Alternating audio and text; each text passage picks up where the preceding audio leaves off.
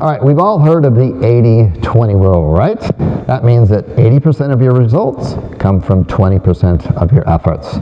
I've taken that a step further. I call it a 95-5. That means that 95% of your results are just coming from 5% of what you're actually doing, okay?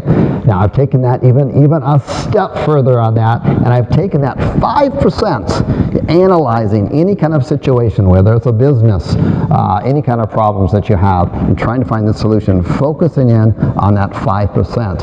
And not just the 5% that's pulling the lever and moving the money lever over here, but looking at that 5% and saying, okay, that is the 5% that's actually making all the money for the business. That is the 5% that's actually getting the desired outcome, whether it's for your body or working out, whatever. That's the 5%. We've identified what that is. Now, take it a step further. How do we get creative and actually improve that 5%? In order to take that 5% and that end of it and improve it, I'm going to talk about how we improved it, but I want to give an example, real life example, and if you've followed me for any time, or YouTube me or whatever on that, you'll see that for the past 10 years, I have been following these principles on here. One of them is with my health and fitness and workout. Most people on this end of it cannot believe that I worked out, okay, and you can go back 10 years and take a look at these videos, that when I first started working out, it was just 3 days a week, no cardio, 29 minutes per workout. That was not a maintenance program, okay? And that's all that I did, because when I looked at it, at the business back then, I was looking at working out, and I was looking at it from an 80% to 20, 80-20. So I said, what's the 20% that's actually working out? And that's when I came up with 3 days a week, working out 29 minutes, no cardio, and that worked for me fine. Then later on, as I evolved and got better in my thinking and progressing as a human and a business person, I then re-examined my working out and exercising, and then I applied the 95-5% on that end. I said, hey, let's forget that. Let's shrink it down. If we break out the workout and the results that I want to get, what's the 5% that's actually moving the needle? What's the 5% that's actually giving me the results on this end of it? And that's where I am now today with my workouts and that.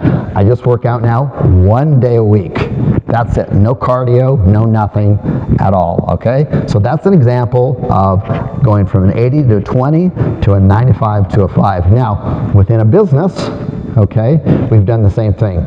We've applied the same kind of rules and concepts to my business. And when we've done that, we take that 95%, that's what's been working, and then we go, okay, 95% is what's working. It's actually the 5% out of that 95% is actually moving the lever and making money, and then we find ways to improve that. Now, in order to improve that and really make it work really well, is that we have to get out of the thinking that created the problem to begin with. So with the working out in the gyms, I had to get out of the mindset of bodybuilders, 5 days a week, all these gym coaches and stuff like this. I was better off coming to someone who has never worked out and nothing, an engineer, and saying, okay, how do we get to this, and how do we solve this problem? This is a workout, this is what's involved in building muscle, getting a six-pack and stuff like this. From their perspective, not a narrative who follows bodybuilding, fitness gurus, and this kind of stuff on here. How would they find a solution for that? Same thing with the business, okay?